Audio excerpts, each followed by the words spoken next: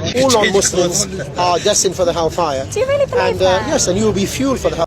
Assalamu alaikum warahmatullahi wabarakatuh. There's a couple of these videos that are flying about these days, whole old videos from back in the day of Anjem Choudhary and his little cronies, Khawarij cronies, making all these ridiculous statements that all non-Muslims are going to go to the hellfire, when that is completely false. In the Quran it mentions that all Muslims that have not non-Muslims that have not received the messenger, we will not punish a nation unless we have sent a messenger. The Quran mentions that, and that is very, very clearly. So that means what? Somebody that is not aware of the teachings of Islam in the proper way, in the proper sense, then they have a different test on the day of judgment.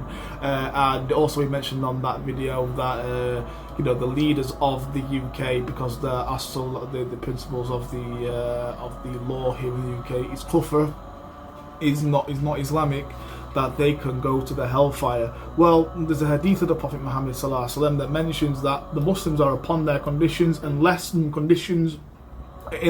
leaders of the land or the conditions tell them to do acts of kufr and stuff like that. British law doesn't tell us to do acts of kufr. It doesn't tell us that we have to worship Jesus. It doesn't tell us that we have to do this and that. We have freedom of religion in this country, so that means what? We have to obey the law of the land, because if you have a British passport and you have UK citizenship, if you live in the UK, you are bound by your conditions.